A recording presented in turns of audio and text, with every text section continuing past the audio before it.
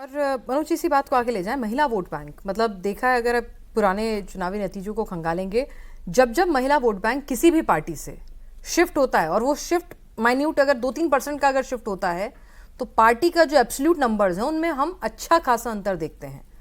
तो क्या ममता को भी टेंशन हाई है? नहीं, होगा भी और होना भी चाहिए, चाहे ममता हो चाहे भारतीय जनता पार्टी है। 2024 के पार्लियामेंट्री इलेक्शन के समय आप देख लें, 1 से 1.25% महिलाओं का वोट कम हुआ था, उसमें क्या रिजल्ट आया था। जब मध्य प्रदेश में महिलाओं का वोट परसेंट 3.5% मात्र बढ़ा था, हम कहाँ पहुँच गए, माने बीजेपी कहाँ पहुँच गई। इसी तरीके से यदि बिहार में आप चले या 55% से ऊपर महिलाएं ने वोट दिया, भारतीय जनता पार्टी का रिजल्ट कैसा रहा। तो महिलाएं एक शक्ति के रूप में और एक खुद अपने वोटर के रूप में नहीं देखिए उनको, वो पूरे घर को मैनेज करती हैं। आप एक महिलाओं को सहयोग करती हैं तो ये मान कर चलिए कि वो घर से 2 वोट आपको एक्स्ट्रा दिला रही है। तो महिलाएं में इतनी ताकत है और बंगाल में ये चीजें दिख रही हैं। चूंकि केरला के बाद यदि कहा जाता है कि केरला का में एक पढ़ाई का दूसरा कल्चर था कि हमें एजुकेट होना है चाहे किसी क्लास से हो, लेकिन बंगाल की महिलाएं एजुकेट इसलिए हुई कि हमें जॉब करना है और हमें बाहर जाना है। तो वहां की महिलाएं ज्यादा शिक्षित थीं और उस शिक्षा को समझती थीं कि हमें समाज में कैसे बदलाव आएगा। तो यहाँ पे वो हथियार बनेगा, नहीं बनने का ऐसा कुछ दिख नहीं रहा। और ये हथियार में सेंध कैसे लगेगी? भाई दीदी के साथ वो अपनी बंगाल की बेटी के साथ खड़ी हुई हैं और दीदी ने उनके लिए इतना कुछ किया है, तो उस मतलब आपके हिसाब से सेंध कैसे लगेगी? आप एक बात बताइए, 1000 का जो सहयोग दिया जा रहा है, क्या उन लड़कियों को दिया जा रहा है जो आईटी में पढ़ रही हैं? राजधानी माना जाता था। आज कलकत्ता पूरा घूम जाइए, कहीं आपको फुटपाथ नजर नहीं आएगा। सारे फुटपाथ पे लोग सोए हुए हैं और पूरी समाप्त हो चुकी है फुटपाथ। दूसरी बात है, पूरे बंगाल में आप चले जाइए, कहीं अच्छी सड़कें नहीं मिलेगी। यदि सल्ट लेक वाला एरिया छोड़ दिया जाए, एयरपोर्ट वाला एरिया छोड़ दिया, हर जगह अभी भी वहाँ पे पत्थर वाला जो लाल पत्थर वाला और सफ़ेद पत्थर वाला जो रोड होता, सड़कें मिलती हैं। ये सब है। सबसे बड़ा वहाँ पे हौजरी का कहा जाता था कि बंगाल हौजरी का जो था, हम लोग गंजी और ये सब जो पहनते थे, सबसे बड़ा मार्केट था, समाप्त हो चुका है। हिंदुस्तान मोटर बंद हो चुका, टाटा गया वापस चला आया। लोग आज जॉब के लिए बंगलोर और दिल्ली और इस पे आधारित है। वो सोचते हैं कि महानगरों में लोग बिहार की जैसे तुलना करते थे कि भाई एम्प्लॉयमेंट के लिए लोग वहां से भागे। तो बिहार में वैसा कोई बड़ा शहर नहीं था जहां पे आप डेवलपमेंट ले आए इंडस्ट्री को ले आकर, लेकिन बंगाल तो जीता जागता था। वहां पे इतनी बड़ी रेलवे फैक्ट्री थी, वो बंद हो चुकी है। उसके ऊपर और दूसरी बात, पिनाज जी 55 साल से ऊपर हो गया, वहां डबल इंजन की सरकार कभी नहीं रही हुई।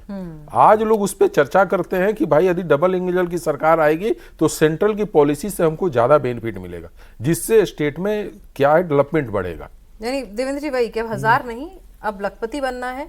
और कहीं ना कहीं अभी तक महिलाएं अपने पास तो उनको स्कीम मिल रही थी, लेकिन उनके बेटे को, भाई को, पति को नौकरी और वो अवसर नहीं मिल रहे थे।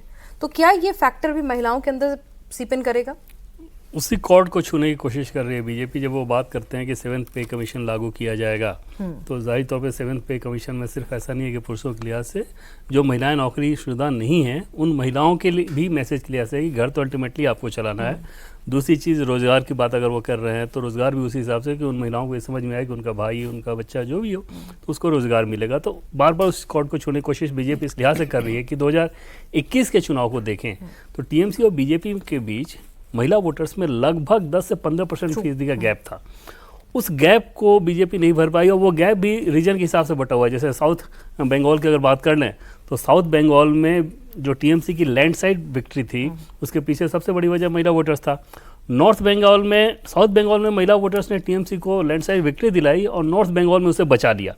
खासतौर पे ग्रामीण इलाकों में ज़्यादा ममता की लहर इस लिहाज से रहती है, चाहे लक्ष्मी योजना की बात कर लें या रूपश्री योजना की बात कर लें, कन्याश्री की बात कर लें। 2019 के लोकसभा चुनाव में जैसे ही टीएमसी को एकदम से दिखा कि बीजेपी और टीएमसी एकदम नेक टू नेक हो गई, उसके बाद उन लोगों ने अपने वेलफेयर स्कीम को ग्राउंड पे बहुत ज़्यादा बढ़ाया।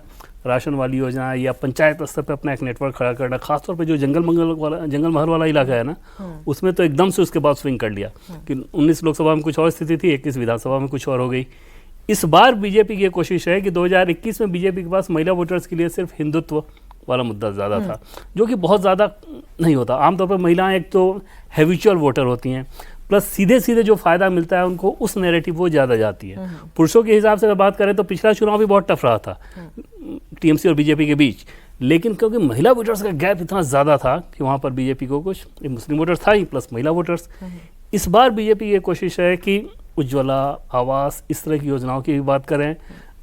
लक्ष्मी भंडार योजना में जिस प्रकार से डायरेक्ट बेनिफिट वो देती हैं, इधर की धनराशि 3000 रुपये, प्लस संदेश खाली, आरजीकर जैसे जो मसले हुए उसमें सेफ्टी का मुद्दा सीधे जोड़ देना। चैलेंज ज़रूर ये रहेगा कि शहरी में तो ये बहुत आसानी से लोगों को समझ में आती है, क्या ग्रामीण महिलाएं भी उसी रूप में समझ पा रही हैं, और वही चीज़ चुनाव डिसाइड कर देगा, खासतौर पे साउथ बंगाल के।